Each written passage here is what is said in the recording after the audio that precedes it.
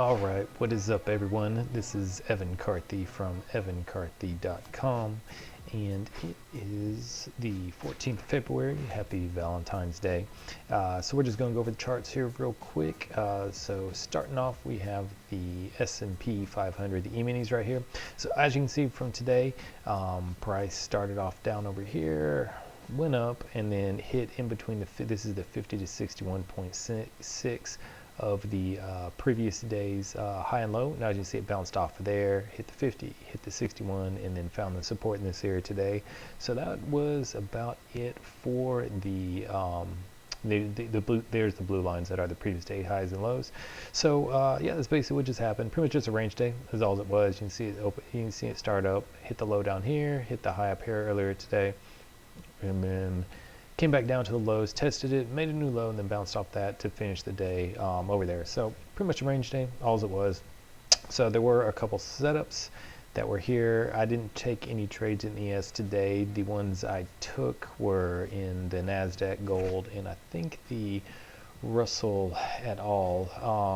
So let me see here real quick. So yeah, so starting off, we had a 78.6 right here. See, came down, hit 78.6 right there. Hit that, went back down, and then broke above it for a nice little win right there. Here we have a broadening or expanding triangle, 1, 2, 3, 4, 5. So price came, hit back down, came up and hit the 50 back to complete that trade right there. So that was one that got hit. Let's see where the entry would have been down here. There's 23.6, 61, and then at 200. So if I had taken this trade, I probably would have gotten stopped out right here, but this is something I'm looking at changing right here, the entry level for it, which is reason why I didn't, well, what time was that anyway? 9 in the morning. Yeah, I could have taken it, but anyways, missed this one obviously. But moving forward, probably what I'm going to do instead of getting at the negative 1.236 is I am going to get in at the 61.8 and then the 200 and have the exit somewhere down below over here. Probably going to be below the negative, let's see here,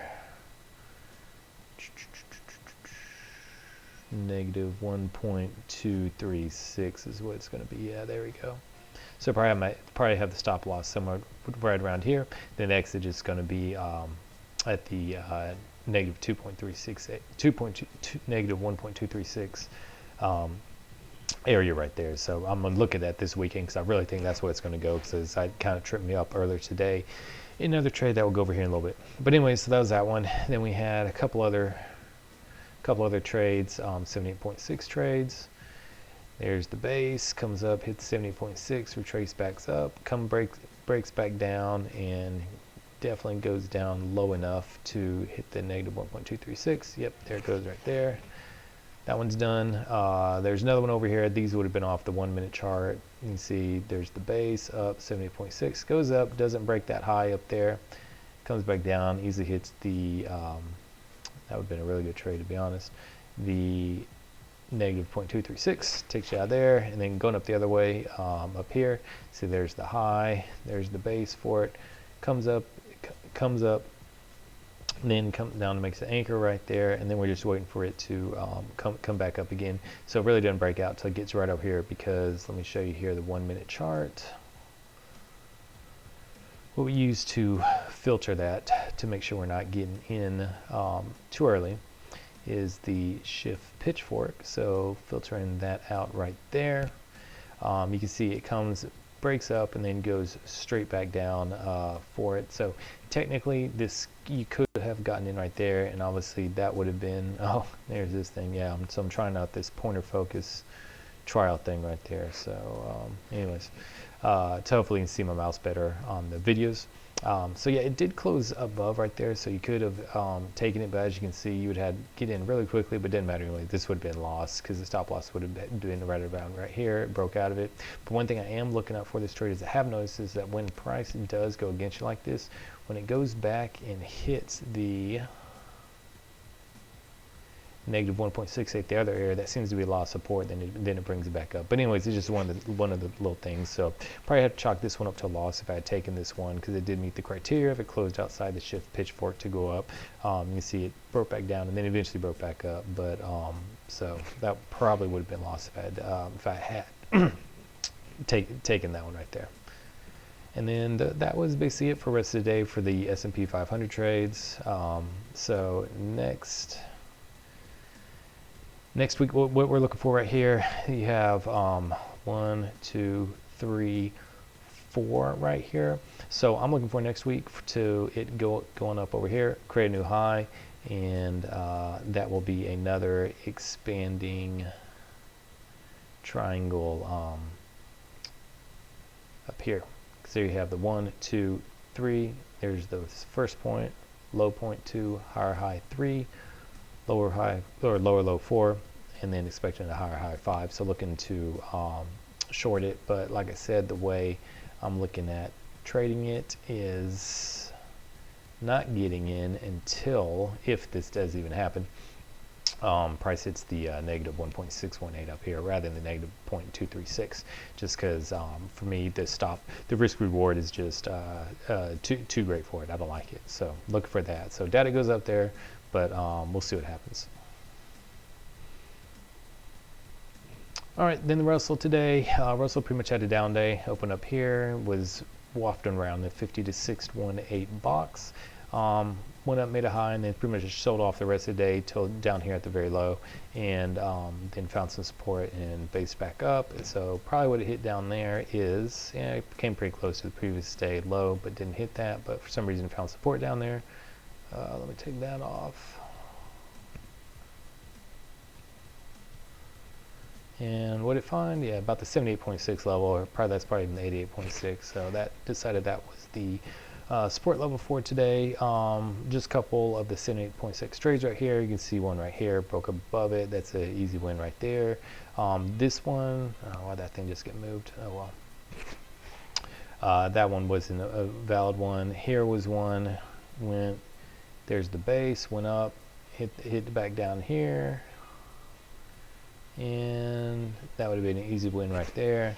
And then this is one we're waiting on right here. So the one we were looking at was this, starting from over here down to right there. So still waiting for that one to break right here. And one thing to notice, let me change that and let me go to the 15-minute time frame over here, is this is starting to create a symmetrical triangle, or when it's closing in on it. So you have 1, 2, 3, 4, 5. This is all making, there's a lower low, lower high, lower low. So when price breaks out of this symmetrical triangle right here, it's probably going to go either direction quite a good bit, because this is just basically winding it up before it's going to spring up somewhere. So they got 1, 2, 3, 4, 5, all making lower lows and lower highs. So this is definitely building up a lot of stuff for it to break out and go pretty high up there. Did I take any trades in this? Don't think I did. No. All right, here we have the Russell. Now this is one that kind of tripped me up, but fortunately I got out there early enough to where it's basically a break-even trade for it. So what we have over there is a really big broadening triangle, 1, 2, 3, 4, and we're looking for the 5th one down here next week sometime. We're anticipating that the momentum will continue to come down lower, break this low right here. That is about 1673.2, and looking for another low to be made down there. But moving forward to today, we had an expanding triangle or broadening triangle today. So the initial thing I was looking at getting in was right about here, and let me draw the shift pitchfork as well. 1, 2, 3. So I was looking at getting in right around here, because in the early criteria I was looking for hitting the negative 0.236 before it comes back up. That's basically where I got in. See a little blue arrow right here. I get in at 1685.30, but I just didn't feel good about it when I was in there. Ended up getting out at 1685.6, so basically just enough to like make $1 or $2 and cover the cost of commission.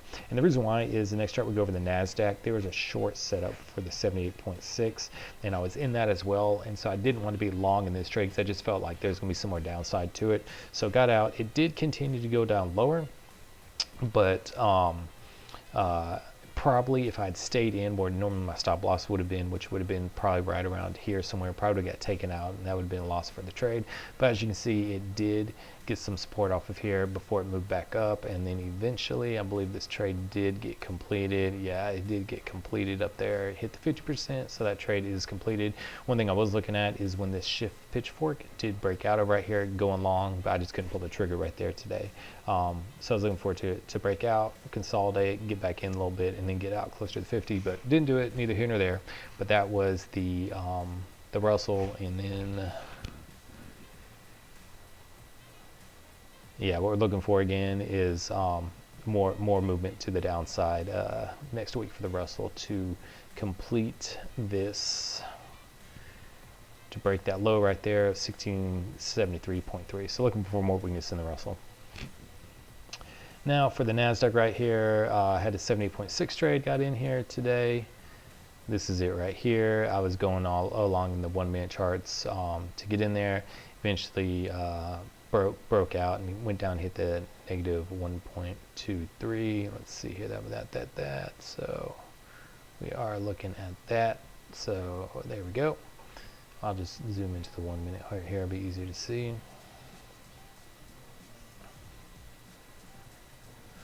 So this is where I ended up getting in right here, the red arrow at 96.05. Ended up getting out at 99.25. I was looking for an exit down here at the 95.96, but just went and got out when it started getting all this mess over here, because I didn't see when it broke out right here. That gave you the signal to get in, and I can put also the shift pitchfork on there to show that it does close just below it. So there's a shift pitchfork, so it closed just below it right there, triggers the entry for it. Ended up waiting to get up here just because it moved pretty quickly north of it, got in right there, so got out. So eventually the stop loss would have been, or I had my stop loss right above the swing right here. It was about 96.13. You see price never came and took it out, and then eventually came back down and hit the 0% line just to fulfill it anyways. But another reason why I was getting out a little bit early, because you had this that trend line right there support, and of course also the bottom of the shift line right there. So once price breaks once initially price breaks the 0% line right there, we're looking for the exit at a negative 1.236, but when it comes up and hits the 23.6 level, the light blue line right there, we move the exit to the blue line, or just above the blue line right there to get out of it. So it's a winning trade either way. You sliced it. And so overall, in what the Nasdaq did today, zoom out of here a little bit, is basically another in this market is just another consolidation day right here, a range day right there. See, it started down here low, high, and then just went down to the lows, back up, tested lows again. So that's all it was today, just a consolidation day for it. And then we're looking for next week. We have 1, 2, 3, 4. We're looking for a little bit move up right here to complete this broadening triangle right here. There you go. I'll go back to the 5 minute here. 1, 2, 3, higher high, 4, lower low. So we're looking for this high right here, 96.42.25, to get broken to complete that pattern right there. If price continues to go up without retracing back to the 50% level and completing the trade, then we would be looking again right here at the negative 1.618, but obviously it's going to have to go quite a bit more before it retraces to do it, but we'll be waiting for it if it does. Then last but not least is gold over here. Here it is, starts out down here, gets support off the previous day high and low 50 to 61.8 level right there. that was the support level for it. Bounced off of that and then went up for the rest of the day. So good day for people long on gold right here. 2 trades I saw. There's a broadening triangle. 1, 2, 3, 4. There's the 5th one. Comes back right here and hits the 50% to complete it. Right there, barely takes it to complete it. So that one's done right there. And then let's see where it stopped at right there. Yeah, so if I had taken that one, that probably would have been a loss for me right there, depending on if I had taken it. Had my entry at the negative 1.68, negative 2, and like I said, I was looking at keep my stop loss right around the negative 2.236 level right there, or excuse me, the 2.236 level. The negatives, you have to add 1 to it. So maybe I'll look and change it to 2.5, I don't know, but either way, no big deal. That is that trade. And then there's just 178.6 trade I took in here real quick. There's the pivot high. Swing low down here, comes up, hit the 78.6, doesn't make a new high, so that sets that in place. Then it comes down, and now we're just making sure it doesn't make a new low, and when it breaks the line, or rather the shift pitchfork right there, then we're looking to go long. At this point in time, I was looking in the 1 minute chart right here to get a little bit better entry. So got in here at 1585.9, ended up getting out at 1586.4, so got in down at this bar right about there, and then got out right about there, about 2 ticks lower than that, just to make sure you got out. So real quick trade right there. So that's it for the markets for today, for Valentine's Day, February 14th. Oh, and also this thing right here, these kind of annoying yellow oranges box right here, it just signifies that it's in a retracement zone for it. So that's what that means. It's in a retracement zone, so we're definitely looking for more some downside until it breaks out of it, because as you can see down here, it ate it up, used it as support, and then bounced right back out of it. So that's what we're looking for. Anyways, that's all for today. See you next week.